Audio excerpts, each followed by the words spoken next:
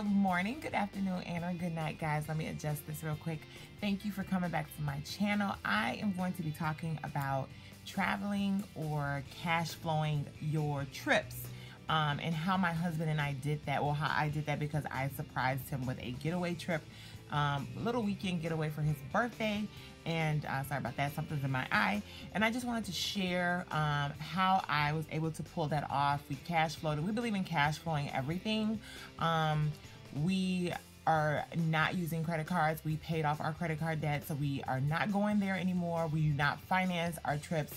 We just don't do that. I'm not knocking you if you do, but we just believe in cash flowing. You know, if we're gonna go somewhere, cash flow it. I mean, pay for it, be done with it, and that is it. So,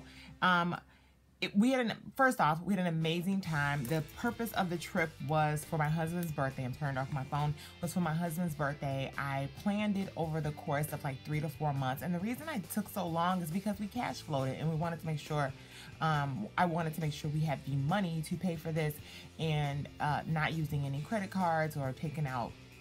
The things I've learned that people do to, I guess, have a fun time is amazing to me. People will finance trips or take out payday loans, and we just don't do that. So number one, of course, planning is key when you're taking a trip somewhere. Of course, you want to know where, location, how much money will you need, how much time do we need, what are the sites and what the restaurants to eat at. So planning was a huge part of this. I'm a planner girl. I'm in the planning community. So of course I planned everything out. I gave myself enough time to make sure that we, you know, had a great hotel, that we, but that it was also in the budget. I made sure that we, you know, we're in the midst of everything, so we wouldn't have to worry about transportation. That was another thing. And so that leads me to, so number one is planning. Number two, do your research.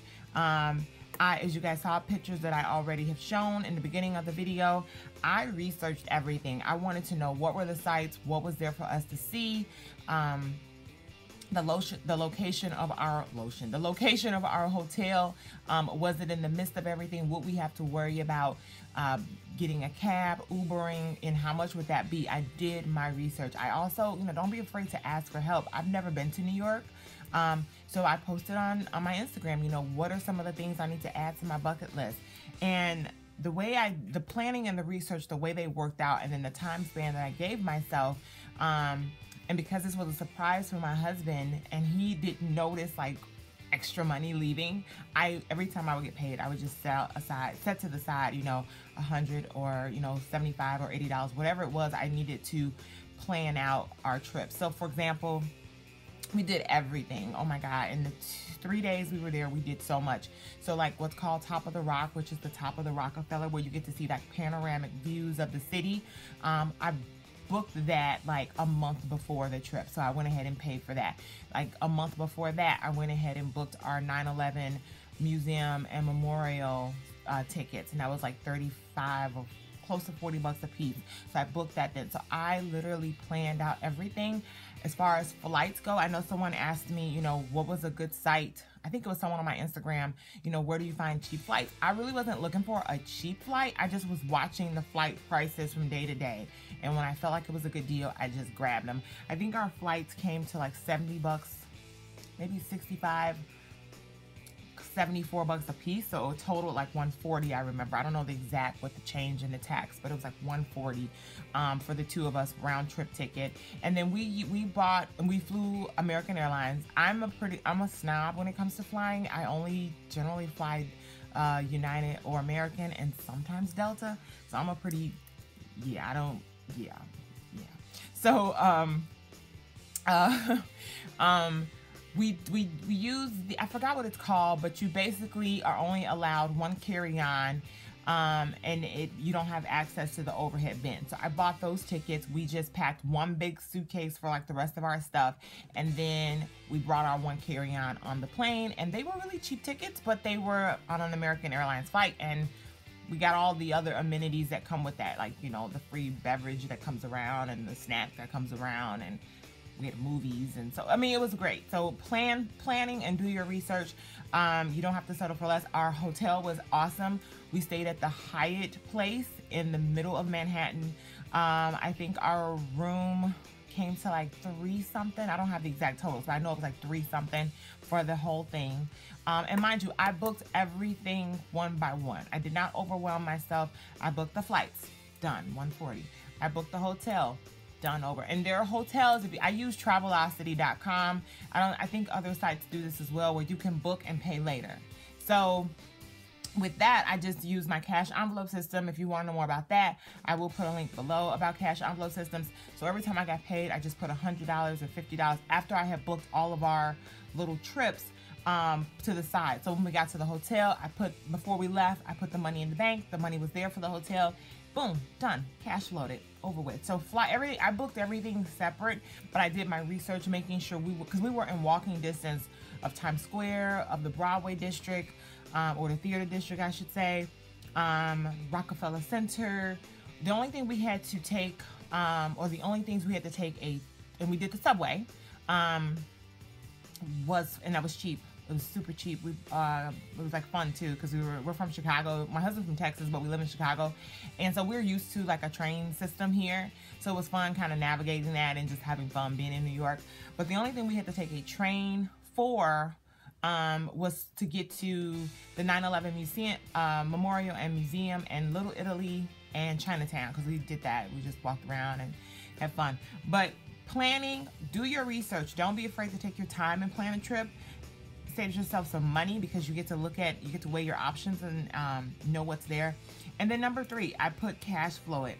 I have learned so much lately as to how people manage their money when it comes to wanting to, I guess, be a little extra, take a trip, plan your wedding, whatever. People are financing some of the most, like, to me, it's like, I cannot even imagine financing. I found out people finance their weddings. I can't even imagine that. We cash flowed our wedding. I just cannot imagine it, because I can't imagine you're done with your wedding, you're settling into being married, but you're still worrying about this bill. Like, yeah, that's a whole nother video. Back to this one. Cash flow it. Like I said, take your time. There's no rush. Set your date. I know springtime is getting ready to everything. You know, we're in the middle of winter, or kind of towards the end. So I know people are going to be planning their trips for springtime and summer, and maybe even the winter for the holidays. Save your money and cash flow it. There's no headache. You don't owe anybody for your trip. And all of it kind of works together. Do your research. Know what the restaurants are like there. I looked on YouTube and found tons of videos about where to eat in New York, and we ate really good in New York. My husband and I can be foodies when we travel, or when we're out on a night on the town. So don't be afraid to do your research as to also the restaurants and the costs. And, you know, we also found, also know what's going on in the city or the town you're going to be in, because we found out that it was restaurant week the same weekend that we were going to be there, and it was also Broadway week, and we actually got a chance to see a play on Broadway. We saw Wicked. I posted pictures before, so we had an amazing time. It was cash flowed, it was planned. I did my research, and don't be afraid to cut back if you need to. The only thing we cut back on, we didn't go see the Statue of Liberty. It was a timing issue as well, because our flight was that night, and so we were just trying to take in the rest of Manhattan for that day, so we didn't want to rush. And we had a restaurant that we really wanted to try before we had to head to the airport. That was the only thing, but it saved us a little bit of money on the subway, and then the ferry ride, which is not expensive, but it worked out, because we were able to just not spend that money. And it's okay to say no to things. You don't have to do everything. Number 4.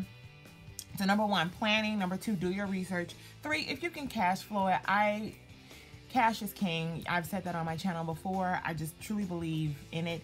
And then 4, set your limits. That goes into me saying, don't be afraid to say no, or don't be afraid to cut back on things if it's out of your budget. Or I should have put that as number 1, set a budget. But 4, set your limits. It's okay. Maybe you can't go back this year if you're planning a big trip, but you can always put it back on your bucket list. If something else comes up and you're able to go, do it then. Just don't be afraid to limit yourself. You don't have to, because you're out of town on a trip, doesn't mean you need to go all crazy and spend all your money. And no, you have to come back home. You have to pay bills. You have to eat. So don't do that. And number 5, give yourself some time to plan this. Like I said, I did it over the course. His birthday is January 29th. I did this over the course. I started planning it like late September. Like I knew what I wanted to do for his birthday.